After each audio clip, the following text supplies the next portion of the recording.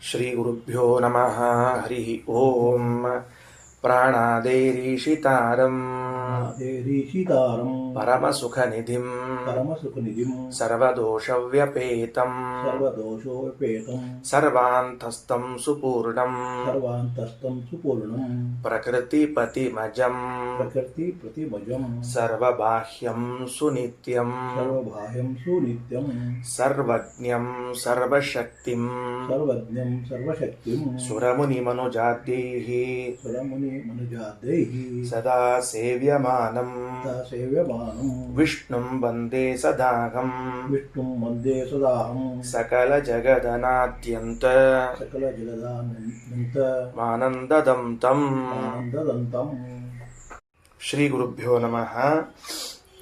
ಆಚಾರ್ಯರು ಇದೇ ಬೃಹದಾರಣ್ಯಕದ ಈ ಪಂಕ್ತಿಗಳಲ್ಲಿ ಯಾವುದು ವ್ಯಾಖ್ಯಾನ ಮಾಡಲಿಕ್ಕೆ ಹೊರಟಾರ, ಅದರಲ್ಲಿ ನನಗನಿಸಿದ ಮಟ್ಟಿಗೆ ಒಟ್ಟಾರೆ ಉಪನಿಷತ್ತುಗಳಲ್ಲಿ, ವೇದಗಳಲ್ಲಿ, ಪುರಾಣಗಳಲ್ಲಿ ಎಲ್ಲೆಲ್ಲಿ ನೋಡಲಿಕ್ಕೆ ಈ ವಾಕ್ಯಗಳು ಜೀವಬ್ರಹ್ಮರ ಐಕ್ಯವನ್ನು ಹೇಳ್ತದ ಅಂತ ಅನಿಸ್ತದೋ ಅಂಥ ಪ್ರತಿ ವಾಕ್ಯವನ್ನು ವಿಮರ್ಶೆಗೆ ಒಳಪಡಿಸಿದ್ದಾರೆ ಅಂತ ನನ್ನ ಅಭಿಪ್ರಾಯ.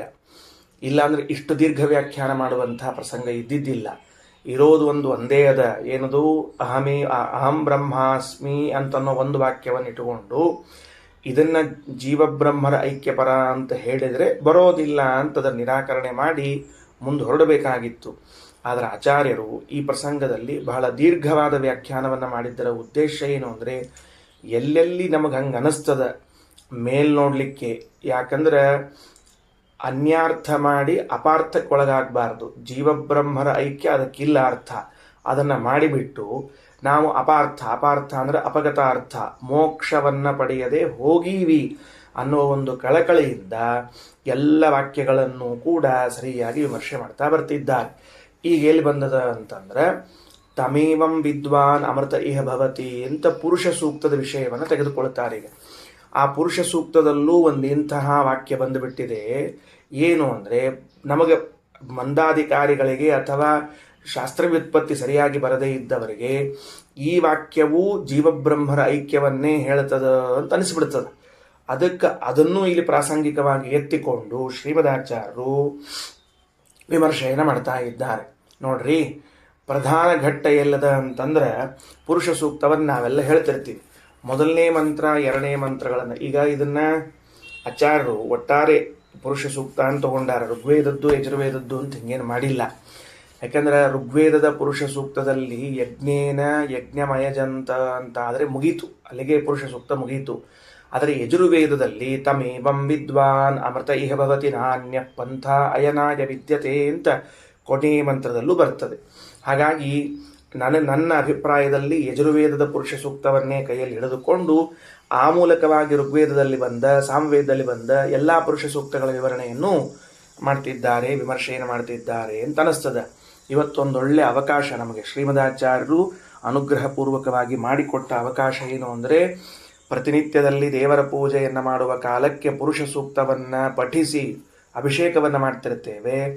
ಅದರ ಅರ್ಥವನ್ನು ಗಟ್ಟಿ ಮಾಡಿಕೊಂಡು ನಾವು ಅಭಿಷೇಕ ಮಾಡಲಿಕ್ಕೆ, ದೇವರ ಪೂಜೆಯನ್ನು ಮಾಡಲಿಕ್ಕೆ ಒಂದು ಅವಕಾಶ ಏನದ ಅಂದರೆ, ಮೊದಲನೇ ಮಂತ್ರದಲ್ಲಿ ಸಹಸ್ರಶೀರ್ಷ ಪುರುಷ ಸಹಸ್ರಾಕ್ಷ ಸಹಸ್ರಪಾತ್ ಸಭೂಮಿಂ ವಿಶ್ವತೋ ವೃತ್ವಾ ಅತ್ಯತಿಷ್ಠ ದಶಾಂಗುಲಂ ಅಂತ ಮುಗೀತದ. ಎರಡನೇ ಮಂತ್ರದ ಪ್ರಾರಂಭದಲ್ಲಿ ಏನೇ ಪುರುಷ ಏವ ಇದಂ ಸರ್ವಂ ಅಂತ ಬಂದು ನಿಂತು ಬಿಡುತ್ತದೆ. ಆ ಮಾತು ಸ್ವಲ್ಪ ಖಟಕ್ತಾಹೆ, ಯಾರಿಗೆ ಅರ್ಥ ಆಗಿಲ್ಲ ಅದು ಖಟಕ್ತಾಹೆ. ಪುರುಷ ಏವ ಇದಂ ಸರ್ವಂ ನಿಮಗೇನಿದೆಲ್ಲ ಅನುಭವಕ್ಕೆ ಬರ್ತಾ ಇದೆ, ಈ ಜಗತ್ತೆಲ್ಲವೂ ಪುರುಷನೇ ಪರಮಾತ್ಮನೇ ಅಂತ ಹೇಳಿ ಎಲ್ಲದರ ಜೊತೆಗೆ ಅಭೇದವನ್ನು ಹೇಳುವಂತೆ ಎರಡನೇ ಮಂತ್ರ ಕಾಣುತ್ತದೆ. ಈಗ ಅದ್ವೈತ ದರ್ಶನಕ್ಕೊಂದು ಬಲ ಸಿಕ್ಕಂತಾಯಿತು.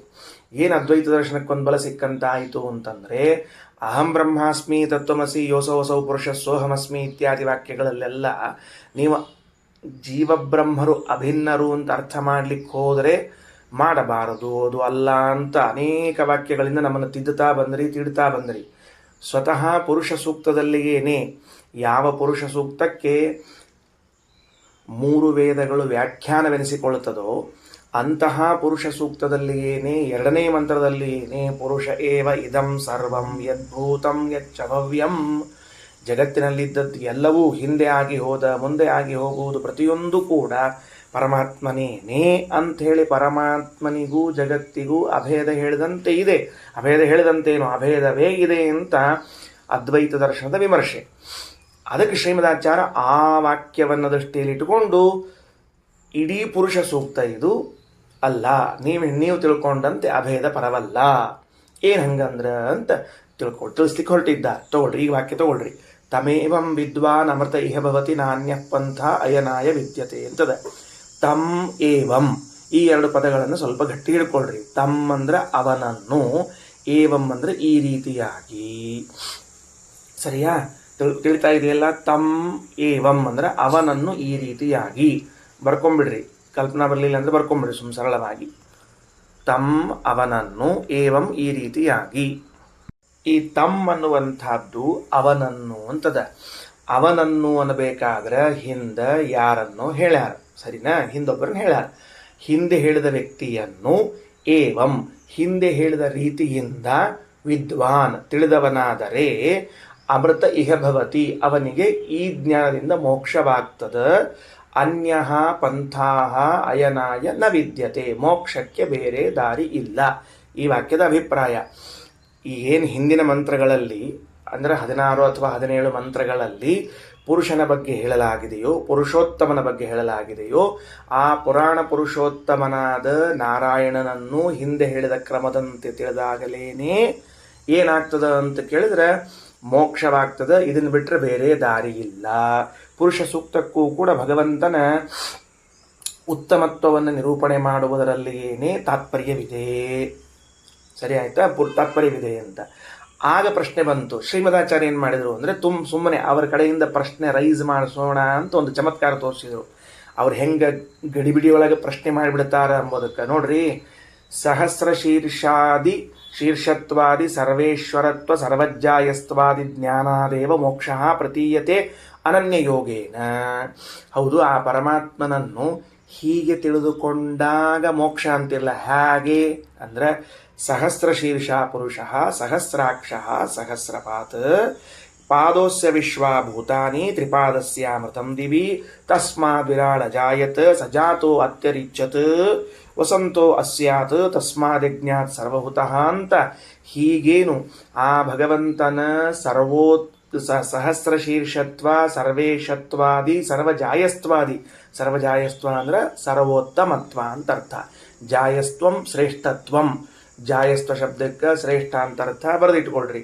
ಸರ್ವೇಶತ್ವ ಎಲ್ಲ ದೇವತೆಗಳಿಗೆ ಒಡೆಯ, ಸರ್ವಜಾಯಸ್ತ್ವ ಎಲ್ಲರಿಗಿಂತಲೂ ಉತ್ತಮ ಸರ್ವೋತ್ತಮನಾಗಿದ್ದಾನೆ ಅಂತನ್ನುವ ಜ್ಞಾನ ಏನಿದೆಯಲ್ಲ, ಇದರಿಂದಲೇ ಮೋಕ್ಷವಾಗುತ್ತದೆ ಅಂತ ಹೇಳಿದೆ ಪುರುಷ ಸೂಕ್ತ. ಆಯ್ತಾ? ಉಳಿದದ್ದೆಲ್ಲ ಆಮೇಲೆ ನೋಡಂತ.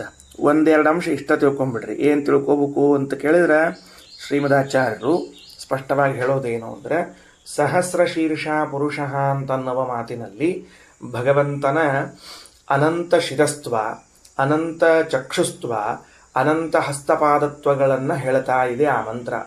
ದೇವರನ್ನ ಪರಿಚಯ ಮಾಡಿಸ್ತದಂತ ಮೊದಲು ಪುರುಷ ಸೂಕ್ತ. ನೋಡು, ಎಂತಹ ಭಗವಂತನಿಗೆ ನೀನು ಪೂಜೆಯನ್ನು ಮಾಡ್ತಾ ಇದ್ದಿ, ಏನ ಆ ಭಗವಂತ ಹೇಗಿದ್ದಾನೆ, ಎಂತಹ ಭಗವಂತನನ್ನು ನೀನು ತಿಳಿದುಕೊಳ್ಳುವುದರಿಂದ ನಿನಗೆ ಮೋಕ್ಷವೆಂಬ ಉತ್ತಮ ಪುರುಷಾರ್ಥ ಸಿಗುತ್ತದೆ ಅಂದರೆ ಅನಂತ ಹಸ್ತಗಳು, ಅನಂತ ಪಾದಗಳು, ಅನಂತ ಕಣ್ಣುಗಳು, ಅನಂತ ಮುಖ. ಏನ ಅಷ್ಟು ದೊಡ್ಡ ಯೋಗ್ಯತೆ ಇದ್ದವನನ್ನು ನೀನೊಂದು ಸಣ್ಣ ಮನೆ ಮೇಲೆ ಶಾಲಿಗ್ರಾಮದಲ್ಲಿ ಪ್ರತಿಮೆಯಲ್ಲಿ ಕೂಡಿಸಿ ಪೂಜೆ ಮಾಡ್ತಾ ಇದ್ದೀನಿ.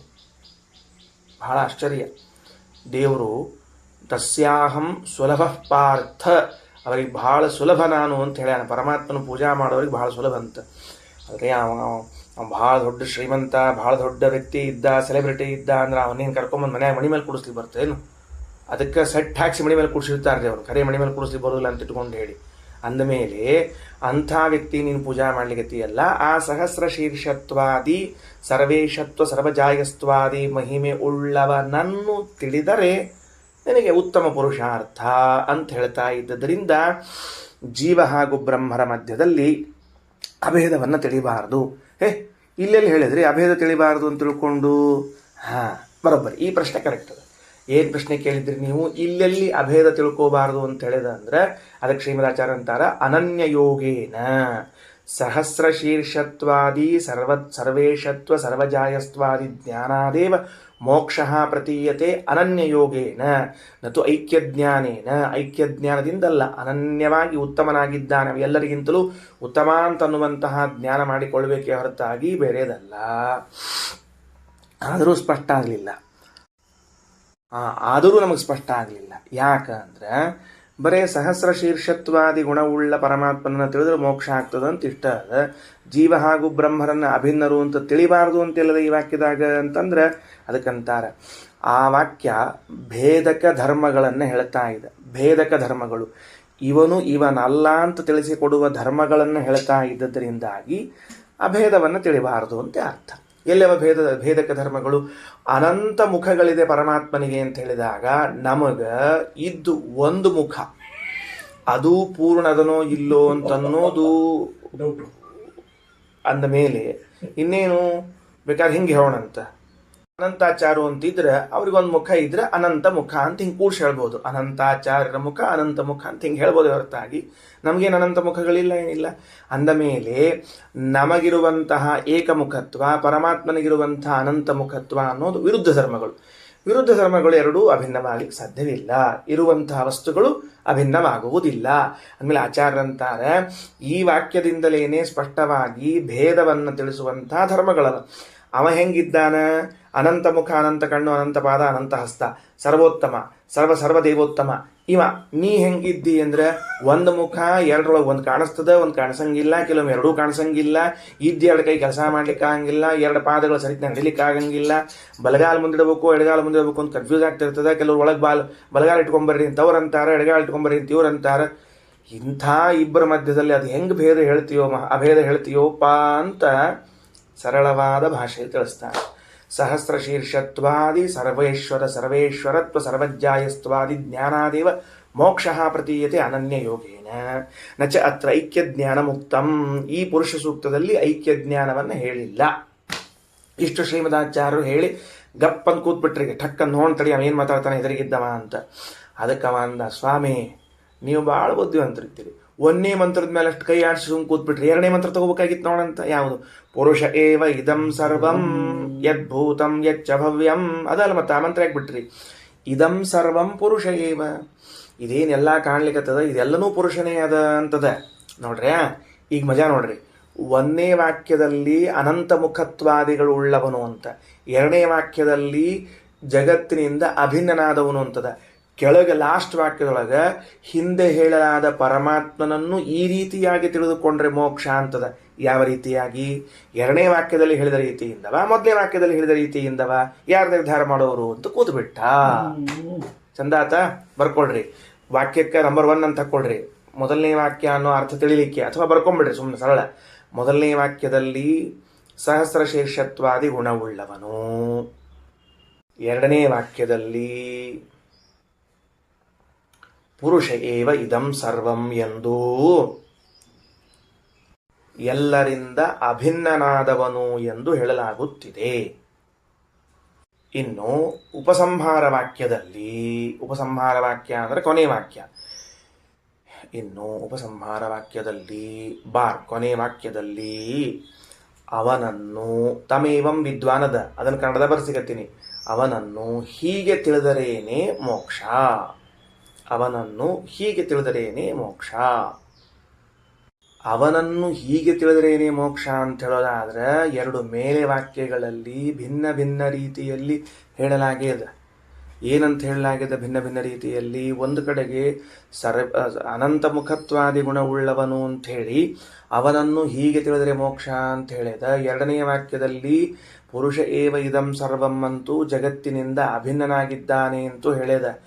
ನಿಮ್ಮ ಪ್ರಕಾರ ಮೊದಲನೇ ವಾಕ್ಯದಲ್ಲಿ ಹೇಳಿದ ವಿಷಯವನ್ನಿಟ್ಟುಕೊಂಡು ಪರಮಾತ್ಮನನ್ನು ಹೀಗೆ ಅನಂತ ಮುಖತ್ವಾದಿ ಉಳ್ಳವನು ಅಂತ ಹೇಳಿದಾಗ ಮೋಕ್ಷ ಅನ್ನೋದಾದರೆ, ನನ್ನ ಪ್ರಕಾರ ಪುರುಷ ಏವ ಇದಂ ಸರ್ವಂ ಅಂತ ಹೇಳಿದ್ರಲ್ಲಿ ಜಗತ್ತೇ ಪರಮಾತ್ಮನಾಗಿದ್ದಾನೆ ಅಂತ ಹೇಳುವ ವಾಕ್ಯವೂ ಅದ. ಹಾಗಾದರೆ ಆ ರೀತಿಯಾಗಿ ಅಭಿನ್ನ, ಜಗತ್ತಿನಿಂದ ಅಭಿನ್ನ ಅಂತನ್ನುವ ಜ್ಞಾನವನ್ನು ಮಾಡಿಕೊಂಡಾಗ ಮೋಕ್ಷ ಆಗ್ತದೆ ಅಂತ ಯಾಕೆ ಅರ್ಥ ಬರಬಾರದು? ಯಾಕೆ ಅರ್ಥ ಬರಬಾರ್ದು?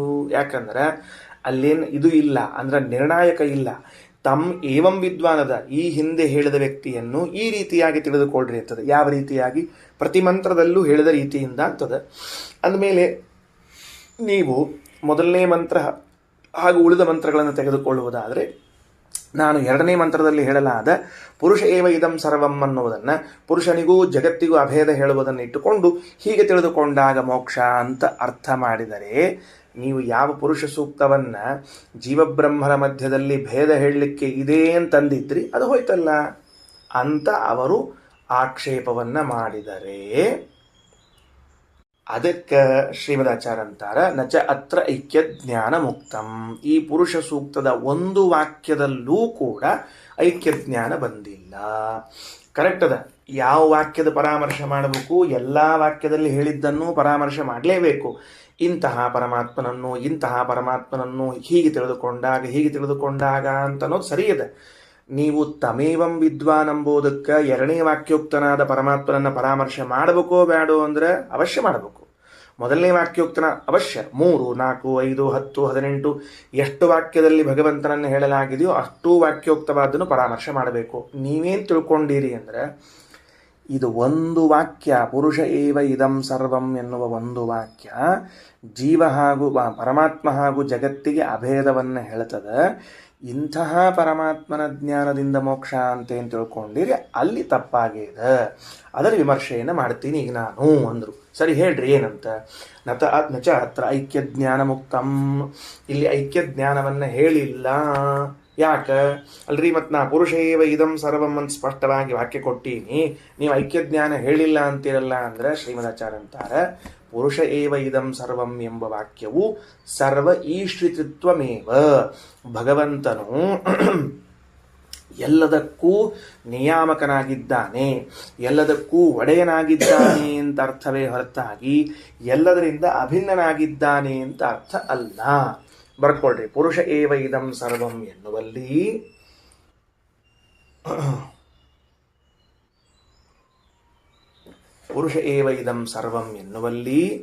ಸರ್ವ ನಿಯಾಮಕತ್ವವನ್ನ, ಸರ್ವರಿಗೂ ಒಡೆತನವನ್ನ ಹೇಳಲಾಗಿದೆ.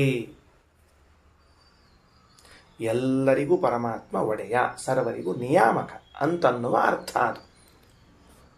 ಅದಕ್ಕೆ ಪುರುಷ ಏವ ಇದಂ ಸರ್ವಂ ಅಂತನ್ನುವಲ್ಲೂ ಕೂಡ ಎಲ್ಲರಿಗೂ ನಿಯಾಮಕ ಎನ್ನುವ ಅರ್ಥವೇ ಇದೆ ಹೊರತಾಗಿ ನೀವು ನಾವು ತಿಳಿದಂತೆ ಜೀವಬ್ರಹ್ಮರ ಅಭೇದ ಇಲ್ಲ. ಅಂದ್ರೆ ನೀವು ಹೇಳುವಂತೆ ನಾವು ಕೇಳುವಂತೆ ಆ ಅರ್ಥ ಆಗುವುದಿಲ್ಲ. ಅದಕ್ಕೆ ಆಚಾರ್ಯ ಅಂತಾರೆ, ನೀವು ಹಾಗೆ ಹೇಳ್ತೀರಿ, ನಮಗೆ ಹಂಗೆ ಕೇಳಿಸ್ತೀರಿ, ಬಟ್ ಆ ಅರ್ಥ ಅಲ್ಲದು. ಮತ್ತೇನು? ಯಾಕೆ ಅಲ್ರಿ? ಸ್ಪಷ್ಟವಾಗಿ ಪುರುಷ ಏವ ಇದಂ ಸರ್ವಂ ಅಂತಿದ್ದಾಗ ಯಾಕರ್ಥ ಅಲ್ಲ?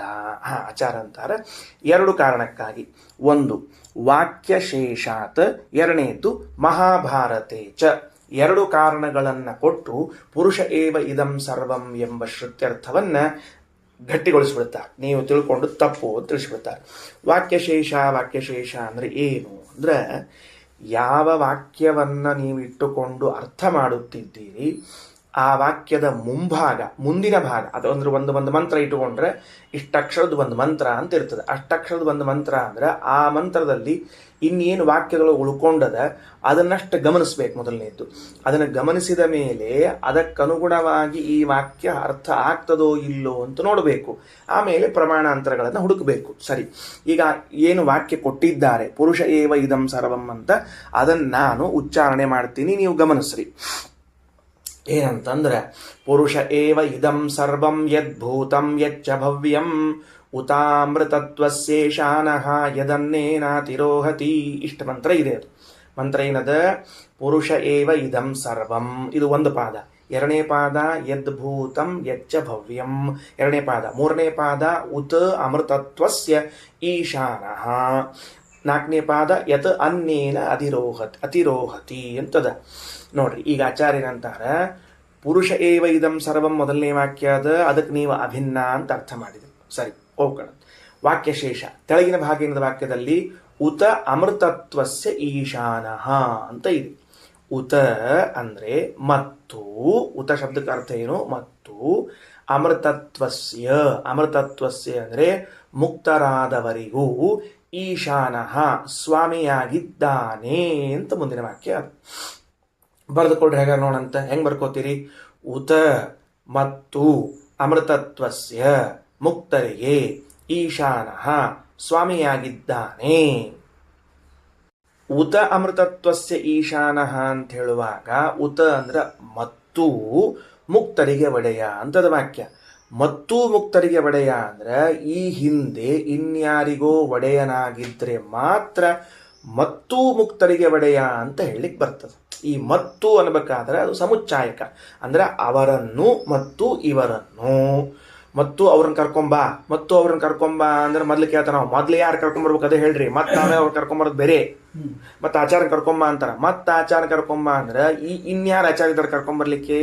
ಹಾಗಾದ್ರೆ ಪೂರ್ವದಲ್ಲಿ ಯಾರೋ ಒಬ್ರು ಹೇಳಿರಬೇಕು, ಅದ ಆದ ಮೇಲೆ ಮತ್ತು ಅವರನ್ನು ಅಂತ ಹೇಳಿರ್ಬೇಕು ಅಲ್ವಾ? ಹಾಗಿದ್ರೆ ವಾಕ್ಯಶೇಷದಲ್ಲಿ ಅಂದ್ರೆ ಆ ಪುರುಷ ಏವ ಇದಂ ಸರ್ವಂ ಯದ್ಭೂತಂ ಯಚ್ಚ ಭವ್ಯಂ ಉತಾಮೃತತ್ವಸ್ಯ ಈಶಾನಃ ಅಂತನ್ನುವುದರಲ್ಲಿ ಮತ್ತು ಮುಕ್ತರಿಗೆ ಒಡೆಯ ಅಂತನಬೇಕಾದರೆ ಜಗತ್ತಿನಲ್ಲಿ ಇಬ್ಬರಿದ್ದಾರೆ. ಯಾರು? ಒಂದು ಮುಕ್ತರು, ಒಂದು ಅಮುಕ್ತರು. ಒಂದು ಮುಕ್ತರು, ಒಂದು ಅಮುಕ್ತರು. ಸಂಸಾರದಲ್ಲಿ ಇದ್ದವರು ಕೆಲವರು, ಮುಕ್ತಿಯಲ್ಲಿದ್ದವರು ಕೆಲವರು. ಹಾಗಾದರೆ ವಾಕ್ಯದ ಶೇಷದಲ್ಲಿ ಅಂದರೆ ವಾಕ್ಯದ ಮುಂಭಾಗದಲ್ಲಿ ಪರಮಾತ್ಮನು ಮತ್ತು ಮುಕ್ತರಿಗೂ ಒಡೆಯನಾಗಿದ್ದಾನೆ ಅಂತ ಹೇಳುವಾಗ ಹಿಂದಿನ ವಾಕ್ಯದಲ್ಲಿ ಏನು ಹೇಳಿರಬೇಕು? ಅಮುಕ್ತರಿಗೆ ಒಡೆಯನಾಗಿದ್ದಾನೆ ಅಂತ ಹೇಳಿರಬೇಕೆ ಹೊರತಾಗಿ ಬೇರೆ ಇನ್ನೇನು ಹೇಳಲಿಕ್ಕೆ ಅವಕಾಶ ಇಲ್ಲ. ಇದು ನಾವು ಯಾವುದೂ ಕೈಗಂಟು ಹಾಕ್ತಿಲ್ಲ. ಶ್ರೀಮದಾಚಾರ್ಯನೋ ಕೈಯಿಂದ ಹಾಕ್ಲಿಕ್ಕೆ ಅಂತ ತಿಳ್ಕೊಬೇಡ್ರಿ. ಕಾರ್ಯಕ್ರಮ ಆಗ್ತಿರ್ತಾವ, ಸ್ವಲ್ಪ ಕಡಿಮೆ ಬಿದ್ದಿರ್ತದೆ, ಆಚಾರ್ಯ ನಿಮ್ಮ ಕೈಲಿ ಹ್ಯಾಕ್ ಮಾಡ್ರಿ ಅಂತ ಅಂದಂಗೆ ಇಲ್ಲಿ ಏನು ಕೈಲಿ ಹ್ಯಾಕ್ ಮಾಡ್ಲಿಕ್ಕೆ ಇಲ್ಲಿ ಯಾವುದು ಕೈಗಂಟಿಲ್ಲ. ಸ್ಪಷ್ಟವಾಗಿ ಉತ ಅನ್ನೋದು ಸಮುಚ್ಚಾಯಕ ಅಂತಂದ್ರೆ ಅರ್ಥ ಏನು ಅಂದ್ರೆ ಅದು ಮತ್ತು ಇದು ಅಂತ ಹೇಳಬೇಕು. ಅದು ಮತ್ತು ಇದು ಅನ್ನಬೇಕಾದ್ರೆ ಮತ್ತು ಮುಕ್ತರಿಗೆ ಒಡೆಯನಾಗಿದ್ದಾನೆ ಅಂದ್ರೆ ಪೂರ್ವವಾಕ್ಯದಲ್ಲಿ ಯಾರು ಬಂದಿರಬೇಕು? ಅಮುಕ್ತರು ಬಂದಿರಬೇಕು. ಹಾಗಾದರೆ ಪರಮಾತ್ಮನು ಮುಕ್ತಾಮುಕ್ತ ನಿಯಾಮಕ ಅಂತ ಹೇಳಲಿಕ್ಕೆ ಹೊರಟ ವಾಕ್ಯವೇ ಹೊರತಾಗಿ ಇದು ಜೀವಬ್ರಹ್ಮರ ಐಕ್ಯವನ್ನು ಹೇಳಲಿಕ್ಕೆ ಹೊರಟದ್ದಲ್ಲ. ಇದು ವಾಕ್ಯಶೇಷ ಅಲ್ಲೇ ವಾಕ್ಯ ಇದೆ ನೋಡ್ರಿ, ನಾವೇನು ಕೈಲಿ ಹಾಕ್ತಿಲ್ಲ. ಉತ ಅಮೃತತ್ವಸ್ಯ ಈಶಾನಃ ಅಲ್ರಿ. ಮತ್ತು ಪುರುಷ ಏವ ಇದಂ ಸರ್ವಂ ಯದ್ಭೂತಂ ಯಚ್ಚ ಭವ್ಯಂ ಅದಲ್ಲ. ಅದು ಹೆಂಗೆ ಅರ್ಥ ಮಾಡಬೇಕು ಅಂದ್ರೆ ತಡ್ರಿ, ಈಗ ಒಂದಂತರೂ ಅರ್ಥ ಆಯ್ತಾ? ಅಮುಕ್ತರಿಗೂ ಮುಕ್ತರಿಗೂ ಒಡೆಯ ಅಂಬೋ ಭಾವ ಅದ ಅಂತ ತಿಳಿದು ಬಂತು ನಮಗೀಗ. ಯಾಕ? ಉತ ಅಮೃತತ್ವಸ್ಯ ಈಶಾನ ಮುಕ್ತರಿಗೂ ಒಡೆಯನಾಗ್ಯಾನ ಅಂತ. ಸರಿ, ಯದ್ಭೂತಂ ಯಚ್ಚ ಭವ್ಯಂ ಮೊದಲು ತಗೊಳ್ರಿ. ಯದ್ಭೂತಂ ಯಚ್ಚ ಭವ್ಯಂ ಅಂದ್ರೆ ಹಿಂದೆ ಆಗಿ ಹೋದ, ಮುಂದೆ ಆಗುವ. ಇಷ್ಟರ್ಥ ಬಂತಿಲ್ಲೋ? ಹಿಂದೆ ಆಗಿ ಹೋದ, ಮುಂದೆ ಆಗುವ. ಯದ್ಭೂತಂ ಯಚ್ಚ ಭವ್ಯಂ, ಹಿಂದೆ ಆಗಿ ಹೋದ, ಮುಂದೆ ಆಗುವ ಇದೆಲ್ಲಕ್ಕೂ ಕೂಡ ಪುರುಷ ಏವ ಇದಂ ಸರ್ವಂ. ಇದೆಲ್ಲದಕ್ಕೂ ಕೂಡ ಇದಂ ಅಂದ್ರೆ ಈ ವರ್ತಮಾನ ಅಂತ ಇಟ್ಕೊಳ್ರಿ. ಇದಂ ಸರ್ವಂ ಪುರುಷ ಏವ. ಹಿಂದೆ ಆಗಿ ಹೋದ, ಮುಂದೆ ಆಗುವ, ಈಗಿರುವ ನಿಮ್ಮ ಜ್ಞಾನಕ್ಕೆ ವಿಷಯವಾದ ಅನುಭವಕ್ಕೆ ಬರುವಂತಹದ್ದೆಲ್ಲವೂ ಪುರುಷ ಏವ, ಪುರುಷನೇನೇನೇ ಅಂತಂತ ಇದ್ದಾರೆ ಅಂದ್ರೆ ಅಭಿನ್ನ ಅಂತ ಅರ್ಥ ಅಲ್ಲ. ಏನು ಅಂದ್ರೆ ನಿಯಾಮಕ ಅಂತೆ ಅರ್ಥ. ಯಾಕೆ?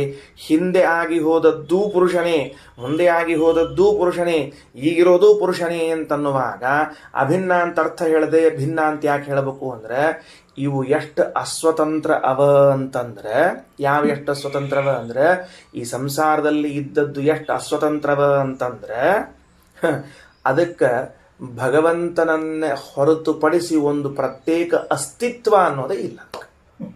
ಅದಕ್ಕೆ ಅಸ್ತಿತ್ವ ಇಲ್ಲದ. ಅದಕ್ಕೆ ಭಗವಂತನನ್ನ ಬಿಟ್ಟು ಅವನ ಅಧೀನ ಇಷ್ಟ ಆಗ್ಬಿಟ್ಟಾವ ಅಂದ್ರೆ ಅವ ಇಲ್ಲ ಅಂದ್ರೆ ಇವು ಥರದ್ದು ಏನೂ ನಡೆಯಂಗೆ ಇಲ್ಲ.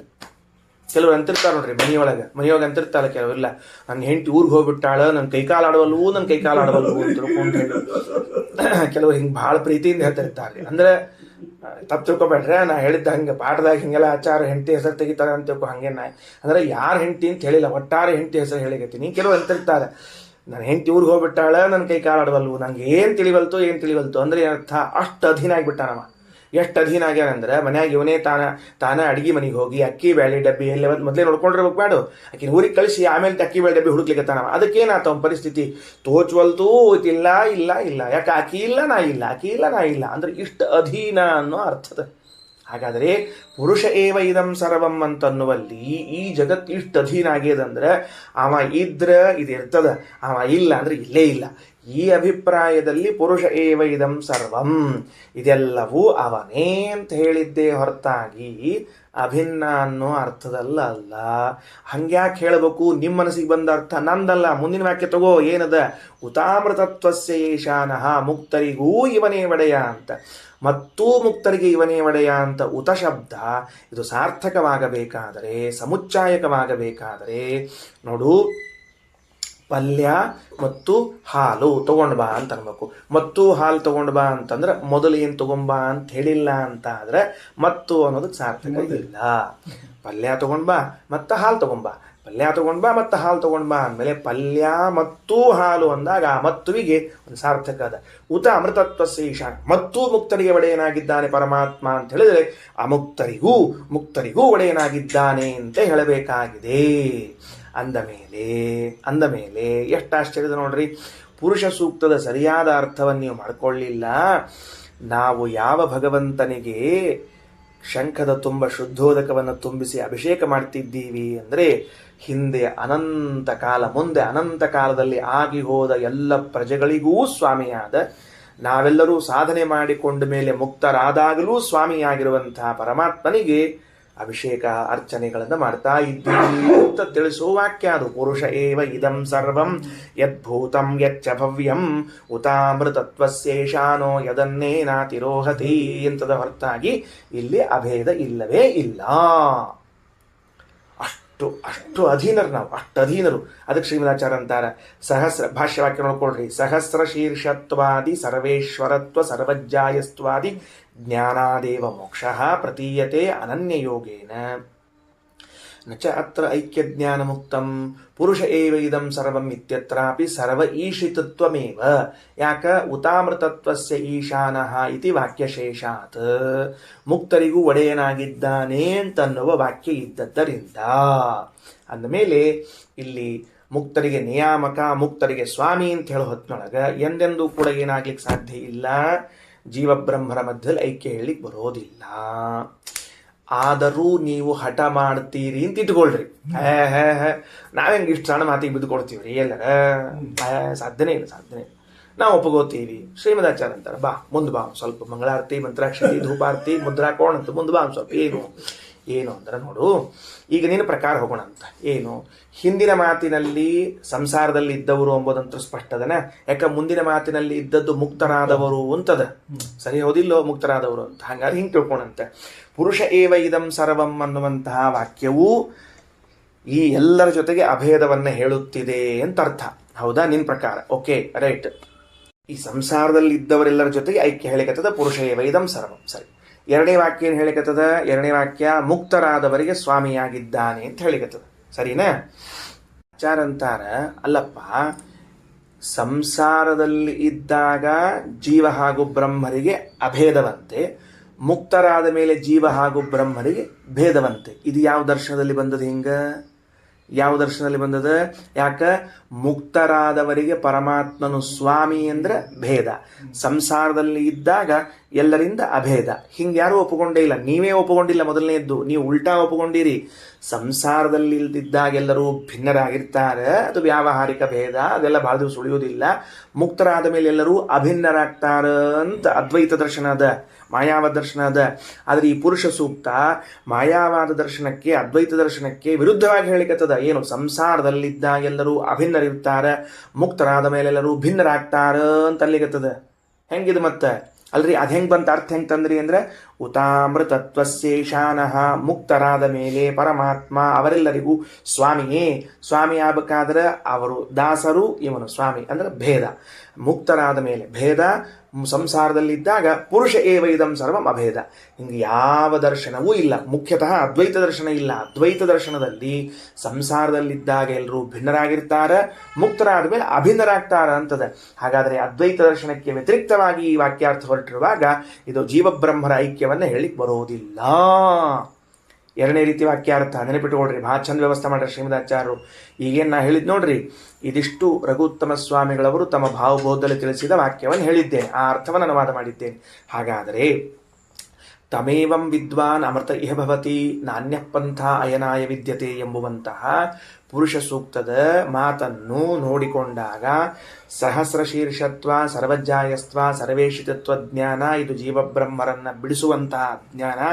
ಜೀವ ಹಾಗೂ ಬ್ರಹ್ಮರಿಬ್ಬರು ಭಿನ್ನರು ಅಂತ ತಿಳಿದಾಗಲೇನೆ ಮೋಕ್ಷ ಆಗ್ತದ ಅಂತಂದ್ರೆ ಅದಕ್ಕೆ ಅವರಂತಾರ ತಮೇವಂ ವಿದ್ವಾನ್ ಅಂತನ್ನುವಲ್ಲಿ ಎರಡನೇ ವಾಕ್ಯದ ಅರ್ಥವನ್ನು ಪರಾಮರ್ಶೆ ಮಾಡ್ಲಿಕ್ಕೆ ಬರ್ತದೆ.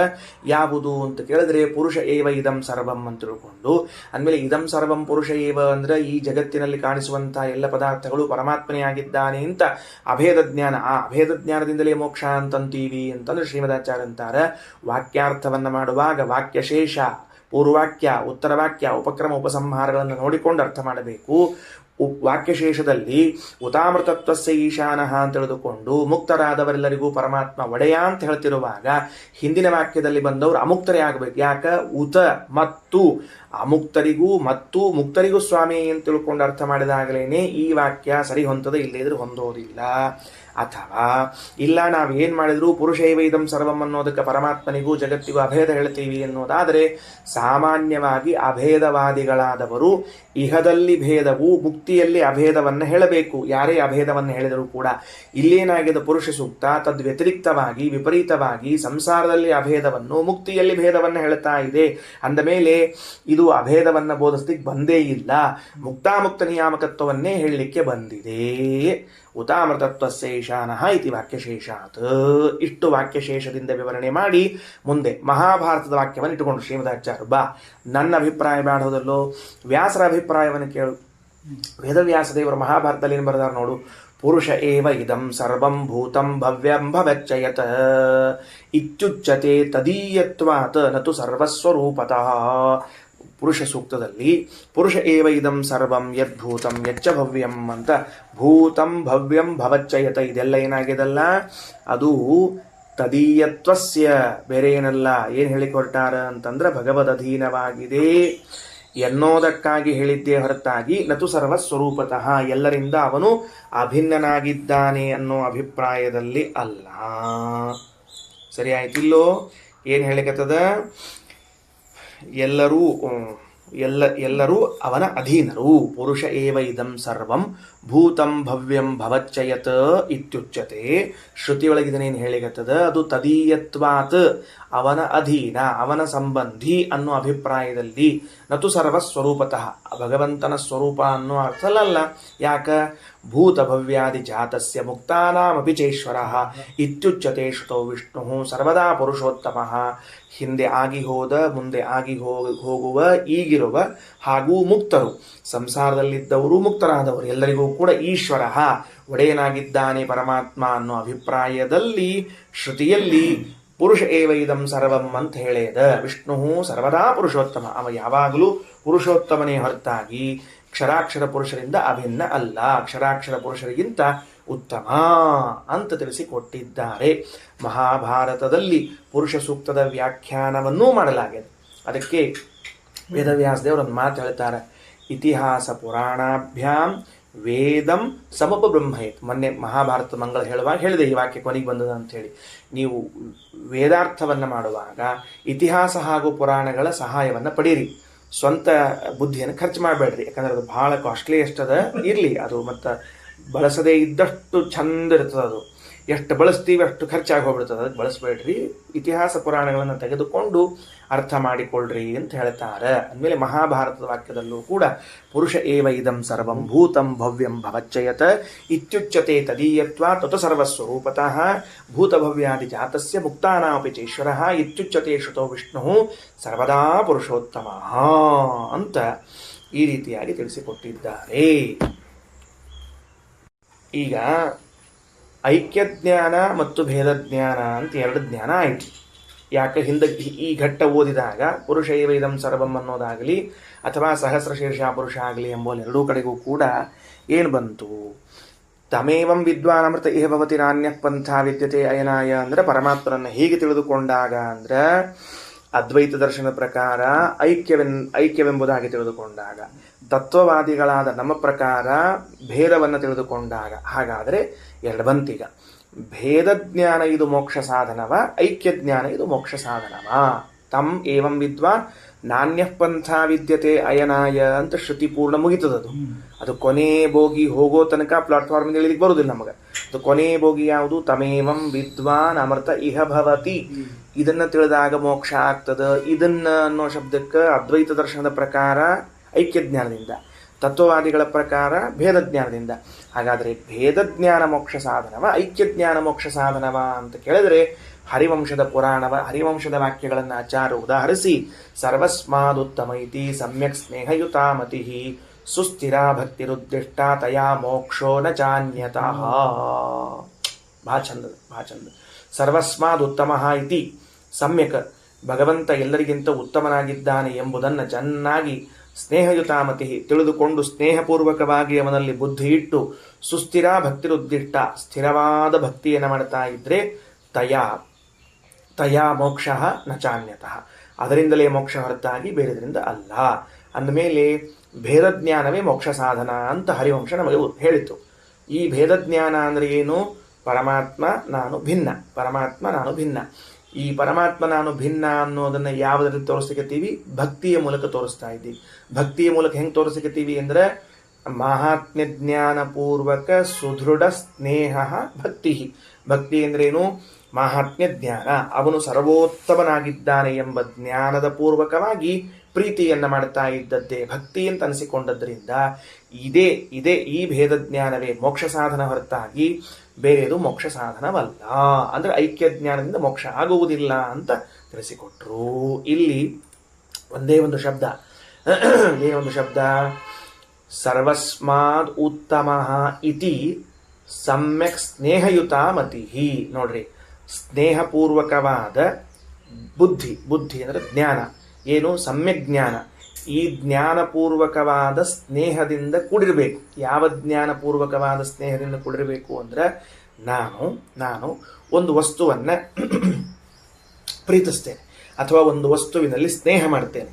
ಆ ವಸ್ತುವಿನಲ್ಲಿ ಸ್ನೇಹ ಮಾಡುವಾಗ ನನಗೆ ಏನು ಜ್ಞಾನ ಇರಂಗಿಲ್ಲ ಅಂದ್ರೆ ಈ ವಸ್ತುವಿನ ಯೋಗ್ಯತೆ ಎಷ್ಟು ಅಂತ ಜ್ಞಾನ ಇರುವುದಿಲ್ಲ, ಪ್ರಾಮಾಣಿಕವಾಗಿರುವುದಿಲ್ಲ. ನಾನು ನನ್ನ ಮನೆಯನ್ನು ಇಷ್ಟಪಡ್ತೇನೆ, ನನ್ನ ಹೆಂಡತಿ ಮಕ್ಕಳನ್ನು, ಪುಸ್ತಕವನ್ನು, ಅನ್ನವನ್ನು, ಬಟ್ಟೆಯನ್ನು, ಏನನ್ನೇನೋ ಇಷ್ಟಪಡ್ತೀನಿ, ಸ್ನೇಹ ಮಾಡ್ತೀನಿ, ಮಿತ್ರರನ್ನು, ಎಲ್ಲರನ್ನ. ಆದರೆ ಏನು ತಿಳ್ಕೊಂಡಿದ್ದೀವಿ? ಅದರ ಬಗ್ಗೆ ಏನು ಜ್ಞಾನದ? ಇದು ಶಾಶ್ವತವ, ಇದು ಅಶಾಶ್ವತವ, ಇವನಲ್ಲಿ ಗುಣ ಎಷ್ಟದ, ಇವನಲ್ಲಿ ದುರ್ಗುಣಗಳು ಎಷ್ಟವ, ಇವ ಕಾಲ ತಕ್ಕಂತೆ ಬದಲಾಗ್ತಾನೋ, ಹೆಂಗೆ ಇರ್ತಾನೋ, ಹೆಂಗೆಲ್ಲ ಅವೆಲ್ಲ ಜ್ಞಾನ ಇಲ್ಲ ನಮಗೆ. ಅಂದ ಮೇಲೆ ಏನೂ ಜ್ಞಾನವಿಲ್ಲದೆ ಸ್ನೇಹ ಮಾಡಿದ್ದು ಲೋಕದಲ್ಲಿ ಕಂಡಿದೆ. ಅದಕ್ಕೆ ಶ್ರೀಮದಾಚಾರ್ಯ ಅಂತಾರೆ, ದಯಮಾಡಿ ಭಗವಂತನ ವಿಷಯದಲ್ಲಿ ಈ ತರಹದ ಸ್ನೇಹವನ್ನು ಮಾಡಲೇಬೇಡ್ರಿ. ಎಟ್ ಎನಿ ಕಾಸ್ಟ್ ನೀವು ಪರಮಾತ್ಮಲ್ಲಿ ಈ ತರಹದ ಸ್ನೇಹವನ್ನು ಮಾಡಬೇಡ್ರಿ. ಮತ್ತೇನು ಮಾಡಬೇಕು ಅಂದರೆ ಸರ್ವಸ್ಮಾದುತ್ತಮ ಇತಿ ಸಮ್ಯಕ್ ಸ್ನೇಹಯುತಾಮತಿ. ಭಗವಂತನು ಸರ್ವ ವಸ್ತುಗಳಿಗಿಂತಲೂ ಉತ್ತಮನಾಗಿದ್ದಾನೆ ಎನ್ನುವುದನ್ನು ದೃಢಪಡಿಸಿಕೊಳ್ಳಬೇಕು. ಮತ್ತೆ ಶಾಸ್ತ್ರವಾಕ್ಯಗಳನ್ನು, ಮತ್ತೆ ಪುರಾಣ ವಾಕ್ಯಗಳನ್ನು, ವೇದ ವಾಕ್ಯಗಳನ್ನು ಓದಿ ಗಟ್ಟಿ ಮಾಡಿಕೊಂಡು ಇಲ್ಲ, ಇವನಿಗಿಂತ ಇನ್ನೊಂದು ಉತ್ತಮ ವಸ್ತು ಇಲ್ಲ, ಚಾನ್ಸೇ ಇಲ್ಲ, ಇವನಿಗಿಂತ ಇನ್ನೊಂದು ವಸ್ತು ಇಲ್ಲ. ಯಾಕೆ? ಸರ್ವಕಾಲದಲ್ಲೂ ಏಕಪ್ರಕಾರ, ಎಂದೂ ಕೂಡ ನಾಶ ಹೊಂದುವುದಿಲ್ಲ, ಎಂದೂ ಯಾರನ್ನೂ ಕೈಬಿಟ್ಟಿಲ್ಲ. ಎಷ್ಟೇ ಕಷ್ಟ ಕಾರ್ಪಣ್ಯಗಳು ಬಂದಾಗಲೂ ದೇವರು ಅವರನ್ನು ಉದ್ಧಾರ ಮಾಡಿದ್ದಾನೆ ಅಂತನ್ನುವ ಇತಿಹಾಸ ಪುರಾಣಗಳ ವಾಕ್ಯವನ್ನು ನೋಡಿಕೊಂಡು ಸರ್ವಸ್ಮಾತ್ ಉತ್ತಮ ಇತಿ ಸಮ್ಯಕ್ ಸ್ನೇಹಯುತ, ಅಷ್ಟಾದ ಮೇಲೆ ಒಂದು ಸ್ನೇಹ ಮಾಡಬೇಕು,